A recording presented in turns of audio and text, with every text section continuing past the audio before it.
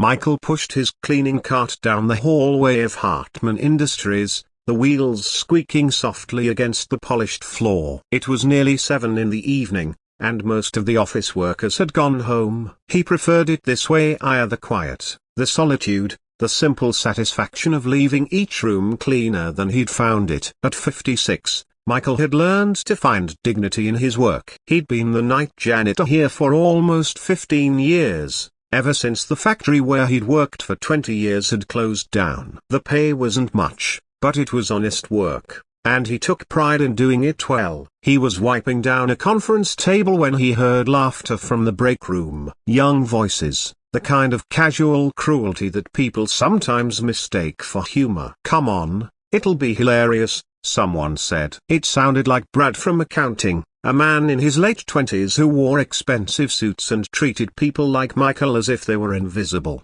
"I don't know, man. That seems pretty mean," another voice replied, a softer, uncertain. "It's just a joke, Tyler. Besides, she's always going on about how looks don't matter, how she values character. Let's see if she means it." We set up the janitor on a blind date with her. Can you imagine her face? Michael's hands stilled on the table. His chest tightened. "With Jennifer Chen, the CEO? Are you insane?" Tyler's voice pitched higher. "Why not? She's always saying she's just one of the team, always eating lunch in the cafeteria, asking people about their lives. Let's test if she's really as down to earth as she claims, or if it's all corporate PR nonsense." Michael quietly moved his cart away from the conference room, his heart heavy. He'd heard things like this before, not about himself specifically, but about people like him. People others thought were beneath notice. He knew Jennifer Chen by sight. Everyone did. She'd taken over as CEO 2 years ago,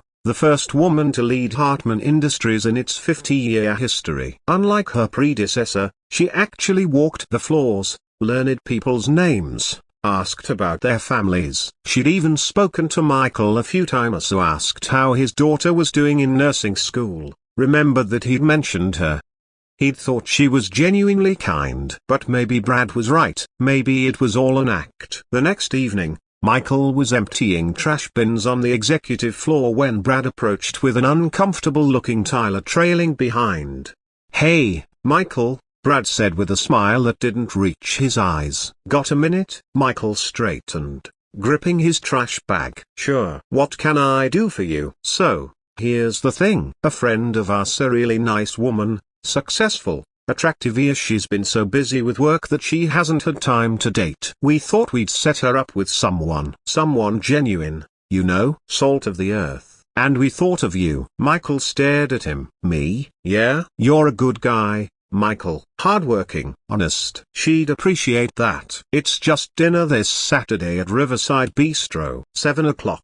What do you say?" Every instinct told Michael this was wrong. But there was something else too, a tiny flicker of hope he'd thought he'd extinguished years ago. His wife had passed 5 years back. His daughter kept telling him he should try to meet someone, that her mother would want him to be happy. And maybe, just maybe, this was genuine. "I don't know," Michael said slowly. "Come on," Brad pressed. "Just one dinner. If it doesn't work out, no harm done." "But you never know, right?" Tyler was looking at the floor, his jaw tight. "Okay," Michael heard himself say. "Okay, I'll do it." Brad's grin widened. "Great. Saturday, 7 o'clock, Riverside Bistro. Her name's Jennifer. You'll like her." After they left, Michael stood alone in the hallway, wondering what he'd just agreed to. Saturday evening arrived too quickly. Michael dressed in his only suit, 15 years old but still presentable. He'd gotten a haircut, shined his shoes. His daughter had video called him, delighted that he was finally going on a date. "I'm proud of you, Dad," Sarah had said, her eyes bright. "Just be yourself. That's more than enough." Michael wished he felt as confident. He arrived at Riverside Bistro at 6:55. His palms sweating. The hostess led him to a table near the window. He sat down, ordered water, and waited. At 7:15, a woman walked through the door. Michael's stomach dropped. It was Jennifer Chen, the CEO of Hartman Industries. She was dressed simply, a navy dress, minimal jewelry, but she carried herself with quiet confidence. She looked around the restaurant, clearly searching for someone. When her eyes landed on Michael, she paused. Recognition flickered across her face, followed by confusion, then something else. Understanding, perhaps. She walked over slowly. Michael. He stood up, his chair scraping. Miss Chen.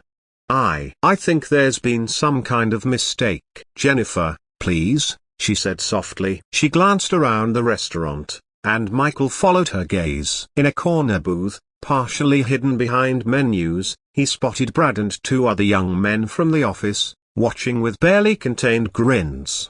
Jennifer's expression hardened for just a moment, then smoothed. She looked back at Michael, and her eyes were kind. There's no mistake, she said clearly. May I sit down? Michael blinked. You know this was a setup, some kind of joke. I suspected when Brad suddenly developed an interest in my dating life, Jennifer said. He's not as subtle as he thinks. But I'd like to have dinner with you anyway, if you're willing. I've always wanted to get to know you better, Michael. This seems like as good an opportunity as any. Michael's throat felt tight. You don't have to do this. I understand what this was supposed to be. I know I don't have to, Jennifer said gently. I want to. Unless you'd prefer not to, which I would completely understand. Michael looked at her. Really looked. There was no pity in her eyes, no condescension, just genuine warmth and respect. Slowly, he gestured to the chair. I'd be honored. They sat down together. The waiter came,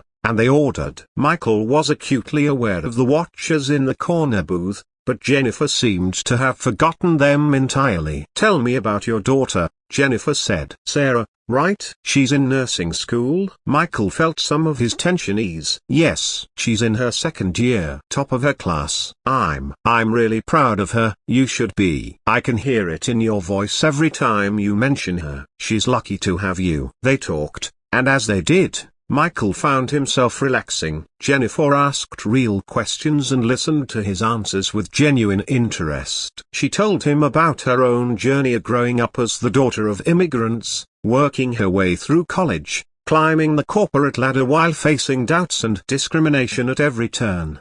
People often underestimate others based on surface judgments, Jennifer said quietly. They see a janitor and think they know everything about who that person is. They see a woman, or an Asian face, and make assumptions. It's exhausting, and it's wrong. You've handled it with a lot of grace, Michael said. Some days better than others, she admitted with a smile. But I try to remember that how people treat others, so especially those they perceive as having less power, tells you everything about their character.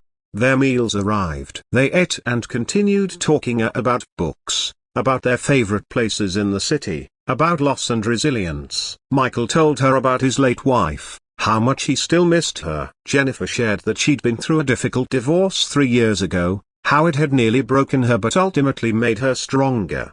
I think we spend too much time judging success by the wrong measures, Jennifer said, setting down her fork. A title, a salary, a corner, a seat, those things don't determine worth. Character does. Kindness does. How you treat people when there's nothing in it for you, that's what matters. Michael felt something shift in his chest. Your company is lucky to have you as a leader. Thank you, she said. But I think true leadership means recognizing value in everyone. You keep our offices clean and safe. You do it with pride and consistency. That matters. Every role matters. From the corner booth, Michael noticed Brad and his friends shifting uncomfortably. They'd stopped laughing. As dinner wound down, Jennifer asked the waiter for the check. I'd like to pay, Michael said. How about we split it? Jennifer suggested. True equals. Michael smiled. I'd like that. As they stood to leave, Jennifer walked toward the corner booth. Michael followed,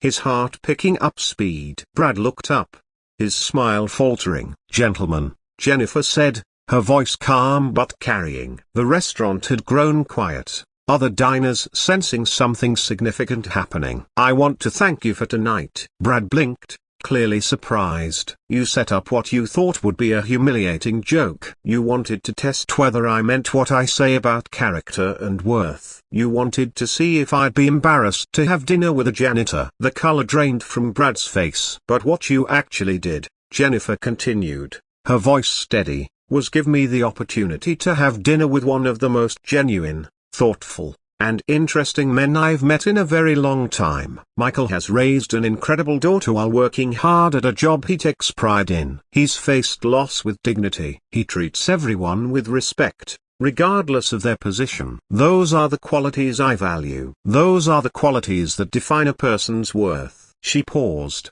letting her words settle. What you revealed tonight wasn't anything about Michael or me. You revealed your own character. The fact that you thought someone's profession made them less worthy of respect, less deserving of kindness. So that says everything about you and nothing about him. Brad opened his mouth, then closed it. Tyler was staring at the table, his face red. Michael, thank you for a lovely evening, Jennifer said, turning back to him with a warm smile. I'd very much like to do this again sometime, if you're interested. Not as a setup, just as two people who enjoyed each other's company. Michael felt tears prick his eyes. I'd like that very much. They walked out together, leaving Brad and his friends in stunned silence. Outside, under the streetlights, Jennifer turned to Michael. I meant what I said in there. All of it. Thank you, Michael said, his voice rough with emotion. Not just for tonight, but for seeing me. Really seeing me. Thank you for being someone worth seeing, she replied gently. They exchanged phone numbers. Jennifer called for a car, insisting on giving Michael a ride home. As they drove through the city, Michael felt something he hadn't felt in years. So not just hope, but a sense of his own worth reflected back at him through someone else's eyes. The following Monday, Brad and his two friends were called into Jennifer's office. The company didn't tolerate harassment or discrimination of any kind, she explained. They were being placed on formal warning, required to attend sensitivity training, and removed from consideration for upcoming promotions. But Jennifer did something else too. She instituted a new company policy, rotating lunches where employees from different levels and departments would share meals and conversations. She wanted to break down the invisible walls that separated people, to remind everyone that titles were temporary but character was permanent. Michael continued working as the night janitor. But now, people greeted him by name, asked about Sarah, treated him not as invisible, but as a valued member of the team. And on Saturday evenings, when his shift ended, he often met Jennifer for dinner. Sometimes they went to nice restaurants, sometimes just to diners. It didn't matter. What mattered was the conversation, the connection, the mutual respect. Sarah loved hearing about Jennifer. I'm so happy you found someone, Dad, she said during one of their video calls. I didn't find someone, Michael corrected gently. Someone found me, or maybe we found each other. 6 months later, when Jennifer announced she was dating someone from the company, there was speculation and gossip. But when people found out it was Michael, something interesting happened. Instead of judgment, there was overwhelming support. Because by then, everyone knew what Jennifer had known from the beginning. That worth isn't measured by a job title or a paycheck. It's measured by how you move through the world, how you treat others, how you carry your dignity even when others try to take it from you. Michael had taught Jennifer that lesson just as much as she taught it to him. They'd reminded each other that every person has value, every story matters, and sometimes the greatest gifts come wrapped in the most unexpected packages. And Brad, he eventually left the company. But not before he'd learned something valuable too. That kindness isn't just about how you treat people who can help you. It's about how you treat people when you think no one important is watching. Because someone is always watching. And everyone is important.